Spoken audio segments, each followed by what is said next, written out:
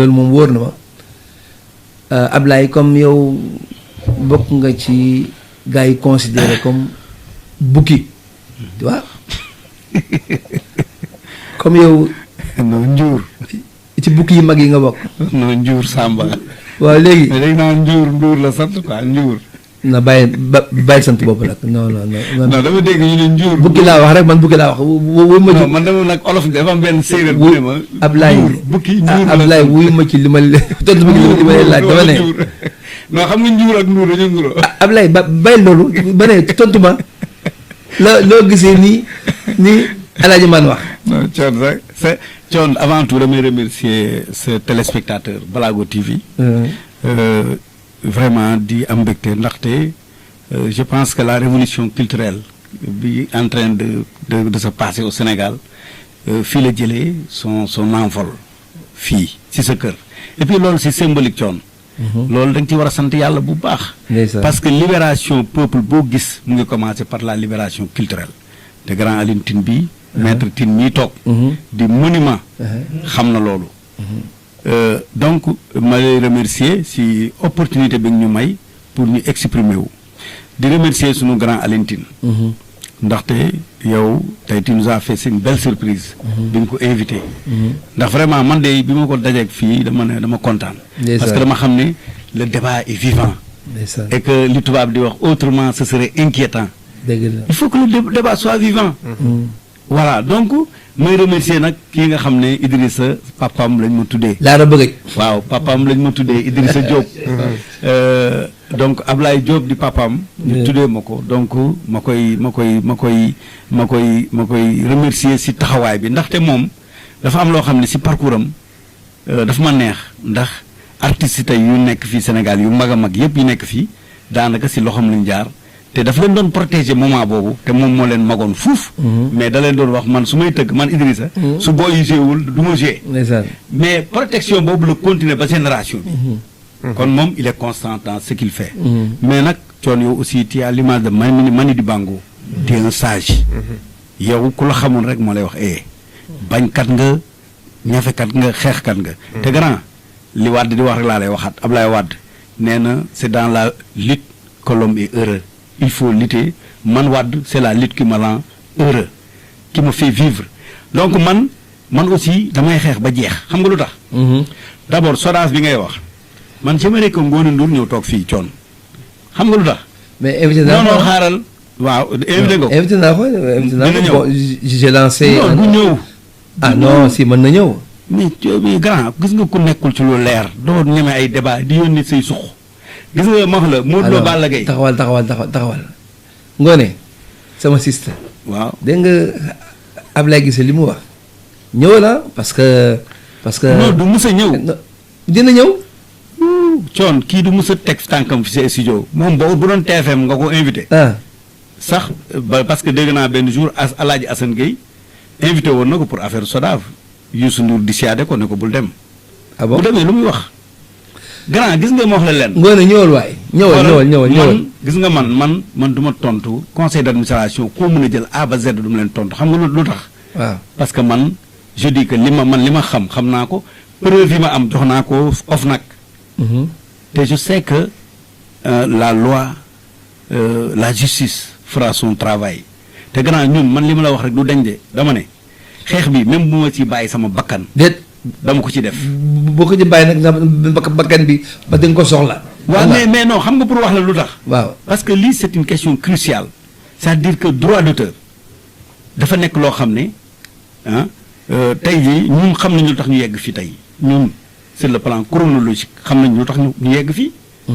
déjà en 1994 keroog wax naa la ko Youssou Ndour bu njëkk jël disque d'or Thione xam nga yow sax fii bëggoo kuy wax Youssou Ndour mais man Thione mënoo ma invité fii te du ma wax Youssou Ndour parce que moom la c'est le parrain de cette mafia moom Thione moom Youssou Ndour.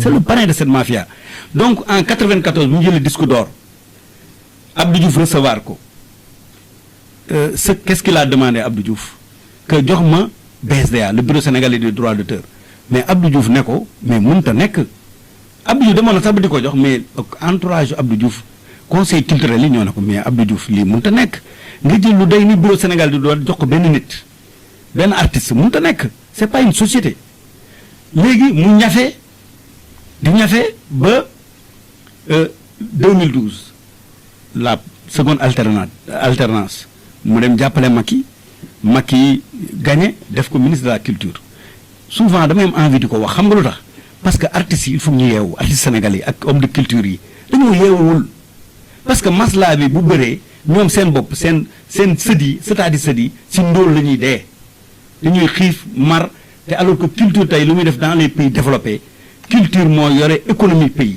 mooy doxloo pays moo koy wàccloo moo koy suuxloo. En tout cas man déggoon naa ñu ne la bonne santé d'un pays se dessine à travers sa culture. Voilà léegi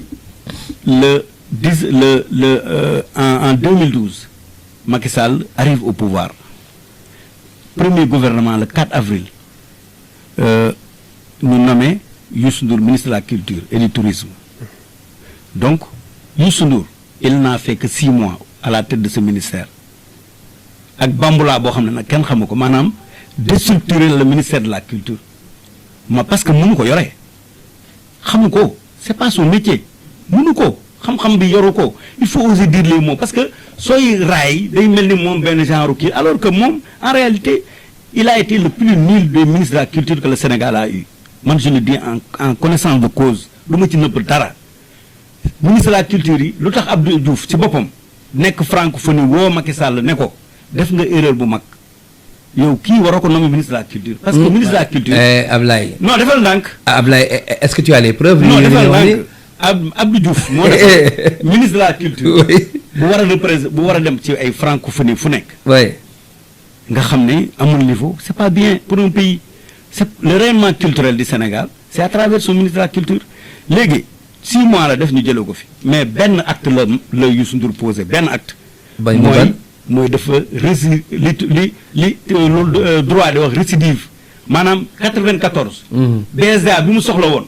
joxuñu ko moom la ñëw 2012 dindi jaabisi bi une magistrate dafa mel ni tey Alioune Tine nekkoon directeur général BSDA yow nga dindi Alioune Tine mii nga dem indi sa coordonnateur fekk ma ci boole muy Mounirou Sy nga indi ko ne ko demal toogal ma fee. mais loolu. non coon xaaral ma yegg. mais loolu parce que coon. ça part ba aussi tam boo ko xoolee mais c'est ça part du gâteau. non mais kon daal bii bukki bii njur bii sàmm dafa waram si réew mi. non dama ndànk. parce que yow mënoo jël SODAV mënoo jël BSDA. waaw jël monument de la Renaissance. waaw jël grand théâtre jël place du souvenir. jël théâtre national Daniel Sorano. léegi nag yow mi bukki ngay woy bu yeneen bukki yi. ba kan moo ko jox. léegi kon Sénégal fu mu jëm. kan moo ko jox. kan moo ko jox. waaw mais Macky Sall moo ko jox. voilà mu noonu. mais Macky Sall la ko jox mais xaaral ma wax la même bu ko Macky joxee xam nga culture. waaw mooy domaine boo xam ne c'est décentralisé xam nga lu tax ma wax la loolu. waaw gis nga tey mën nañ la jox en politique. waaw mën nañ la jox ministère de la santé. nga dem jël say nit sax teg fa. waaw mais gis nga nit yooyu amuñu lenn lu ñu mën a def ay kii mais gis nga ministère de la culture la preuve feeñ si rapport yi SODAV yi ay financement yoo xam ne nga jël membre conseil d'administration financer sa bopp c'est-à-dire culture dafa yaatu si culture waroo ko yore di jël ay nit maanaam même Macky bu ko joxoon moom moo waroon am grandeur xam ne lii du ay fekkee ma ci boole du Mounirou Sy laay teg fii monument de la Renaissance ma teg fa sama nit kële mais na jël ay compétences yi nekk si Sénégal mu xam ne supposons Baaba Maal ku mel ni Baaba Maal waa këram am na kenn ku mën a gérer dara nga ne ko mais Baaba kaay coon ñëw leen ñu waxtaan artiste plasticien be kii bële nga wóolu ñu waxtaan ñu xool nu ñuy gérer culture bi mais sens boobu la ko Macky joxee ministère de la culture mais dafa def yëfu boppam def ko yëfu bi bukki bi njur bi sàmba man nag ni ma ko léegi nag muy woy bi di dugal ci terrain yoo xam ne ensuite ñun terrain yooyu duñ ci dugg xam nga lu tax grand ñun terrain yooyu du suñu terrain xam nga ban mooy suñu terrain mooy milliards yi dugg SODAV na Youssou Ndour que na am honnêteté woo sëram devant la télévision TFM ne ko Ngoné Ndour mu ne ko waaw mu ne ko sa mag laa mais yore nga ñeenti at te amoo commission de contrôle permanente boo xam ne Cour des comptes inspection générale des finances Cour suprême ministère de la culture ñoo ko waroon sekk ak conseil d'état ñoo ko waroon sekk di la saytu ba ñeenti at yi jot mais musul am ba tey ji kon y a quelque chose. ok doyen Alioune Tine yow da nga ñëw tey pour dimbali l'ensemble des artistes du Sénégal. Ensuite nga gën a yaatal débat bi pour teg ko ci anam yoo xam ne mooy gën a kawe. boo yàggee ci ONG yoo xam ne dañuy gérer di saytu di teg li ñuy wax les droits de l'homme pour que muy jaar yoon ku mel ni yow ak coow li nga dégg yëpp depuis des semaines boo toogee fii tey dégg li président Omar Ty wax ban jàngat nga ci am et puis sur le plan judiciaire est-ce que plainte bi Omar Ty déposé parce que dégg naa ne dafay déposer benn plainte wala déposer na benn plainte au niveau de la Cour suprême. oui Cour suprême. hormis OFNAC bi nga xam ne moom déposé na ko plainte ba pare. noo jàngatee lii yëpp doyen yow bi nga xam ne man day naw naa la. naw naa sa xalaat et puis man xam naa ne bañkat nga. image bi ma mujjee am ci yow nag mooy. 23 juin. 23 juin ndeysaan maa ngi la seen ñu ngi la dóor lacrymogène ndeysaan nga tëdd gars yi ñëw di la masawu di la bës ma ne ndeysaan xoolal nit ku baax kii nga xam ne ak li muy daj yépp ñu def ko nii kenn daal la gëj a gis nag maa ngi lay nuyu nag bu baax doyen yow lay jox kàddu gi nga wax ñu. jërëjëf Thione di la gërëm di la sant ci invitation bi nga ma invité te it ñu ci wax mbiru culture mbiru artistes yi te it déglu naa waxtaan bi topp naa ko ci côté yëpp d'ailleurs parce que Youssou sama xarit la dama koy déglu kii muy def ci ngoon si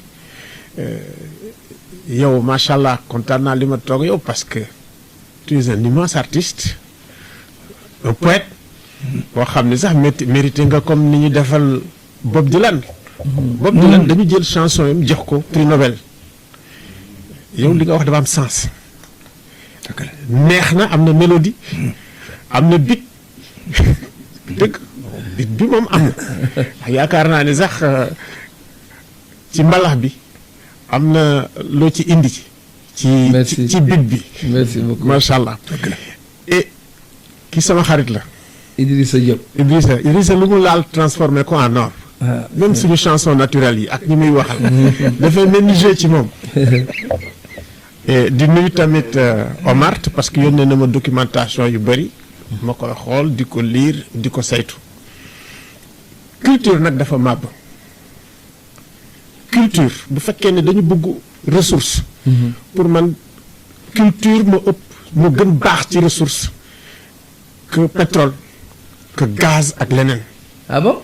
waaw oui te culture moo ñu mën a sauver ci crise bi nga xamee ni moom la ñu nekk nii ci àdduna bi crise bi culture ak éducation moo ñu mën a sauver parce que ñaar yooyu su manqué rek da ngay gis li am boo xoolee rek li xew États-Unis nga xam ne am na ay problèmes de culture aux États-Unis pourtant industrie culture États-Unis li muy indi ci xaalis kenn xamul lu mu. c'est immense loolu. c'est immense.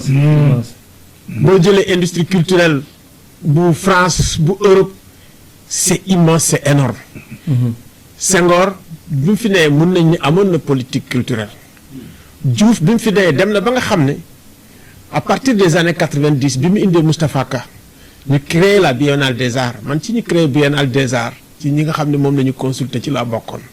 créer aussi le prix du président de la République pour les lettres man tamit ci laa bokkoon. ci groupe yooyu ñu defoon yëpp.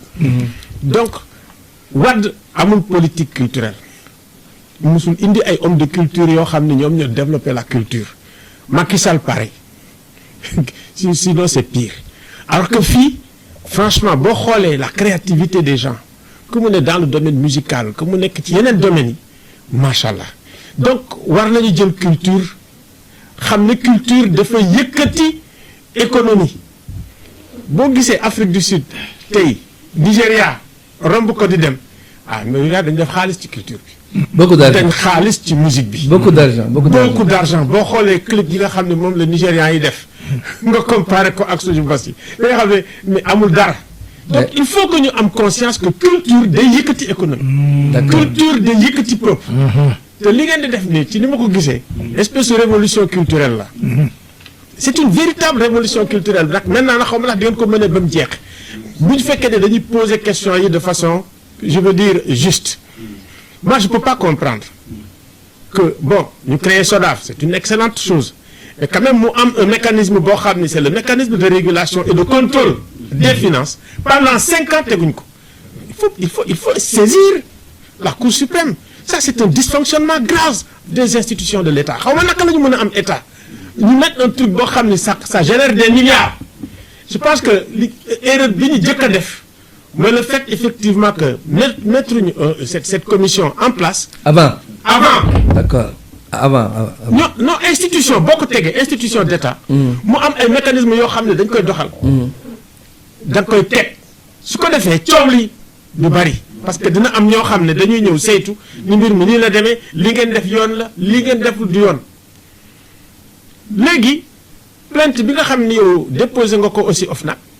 mais c'est une bonne chose ça veut dire il faut que bu fekkee ne yow da nga am institution d'État que tu rendes compte y a pas de raison yow xaw ma diw di nga ci gouvernement bi da nga war a rendre compte bés bu la ñu def ko que keneen du rendre compte ça incombe à tout le monde donc OFNAC def liggéeyam ba mu baax xool lan moo ci ne intérêt la ñi nga xam ne sax ñooy gérer SODAV parce que bés bu ñu ko génnee ni yéen de li ngeen defa yëpp yoon la mais day wàññi coow li. doyen. oui. mais est-ce que moom mën na bon de façon bu dee l'OFNAC il l'a déjà fait est-ce que mën na en même temps déposer plainte OFNAC ba pare bëgg a déposer plainte bu Cour suprême. mais bien sûr c'est pas incompatible ça veut dire que état bi. ouais. OFNAC c'est l'état parce que état bi dafa war a mettre commission boobu en place parce que ay corps de contrôle rek ñoo ci nekk des finances publiques et puis c'est la condition pour que ça marche. c'est-à-dire que lii ñuy marché nii yëpp c'est totalement illégal c'est sur une base illégale et c'est sur cette base-là je pense qu'on peut saisir la Cour suprême mais c'est pour dire à l'État mais les conditions de bon fonctionnement et de transparence de cette institution. kon maanaam kon bi SODAV commencé ba léegi tout est illégal. ci ni ñu ngi doxalee c'est totalement illégal parce que en réalité dañuy fonctionner hors contrôle. oui ok exactement. Est-ce que nangu nga yow. nga nekk membre du conseil d'administration bu SODAV yaa ngi fayeeku un salaire ñu wuññeeku yow bu di la financer waat est-ce que loolu pour yow jaar na yoon. conseil d'administration yi en principe yëpp dañuy am lu ñuy wax jeton de présence. que mu ne France que mu ne feneen mais dañ ko def sur des bases transparentes. bon ñun lii la ñuy fay xam nañu ñu ñuy fay ci yenn yi. su fekkee ni aussi périodicité bi la ñuy fay ñu fay ko parce que en fait membre du conseil d'administration peut-être que liggéey bi ngay def par rapport ak liggéey boobu xëy na ñëpp ñii liggéey bu bëri la ñii liggéey bu tuuti la et cetera mais loolu dañ ko war a réglementer te ñu ko war a réglementer aussi mooy commission bi. oui. est-ce que mais nii sax fii sax projet du comme du ay li ñu leen di fay mais fii seen projet la ñuy financer. projet elle finance les projets des membres de son conseil d'administration est-ce que loolu est-ce que sax la morale ak l'éthique l'accepte. léegi comme yow déposé nga OFNAC il me semble que OFNAC tous ces aspects-là dina ko xool yëpp wax nañ ko. leeralal ñu ko. waaw parce que loolu moo tax ma ne yow. action bi nga def auprès de l'OFNAC. c'est une action citoyenne.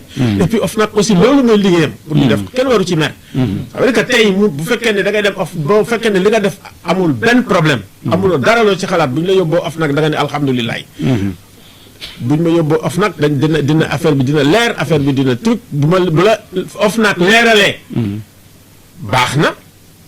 mais tamit il faut que ñu jël ci aussi ay leçons parce que tamit OFNAC bu indee foog mu am ay recommandations recommandation bi mooy lan bu ñu defee mécanisme bu mel nii il faut ñu wàññi coow mu am déggoo mu am consensus que ñi nga xam ne daf leen concerné yépp ñu gis ci seen bopp. bu fekkee ne ñi leen concerné gisuñ ci seen bopp même bu OFNAC gisul dara loolu war nañ ko xoolaat parce que coow lu bees la. gis-gis bu bees la ci doxalinu culture gis-gis bu bees la ci doxalinu ay institutions yi. ak gestion bu bees gestion bu bees. te gestion bu bees. bu ñëpp d'accord bu leer te ñi nga xam ne ñoo ko seq tamit ñu gis ci seen bopp parce que en réalité c'est une façon pour yéen les acteurs de la culture ngeen réapproprier wu li ngeen xam ne yéen a ko moom parce que droit d'auteur c'est important création c'est important li mu laaj dafa am solo lool dafa baax si yéen baax si réew mi parce que fépp fu ngeen génnee tam ay ambassadeurs u réew mi ngeen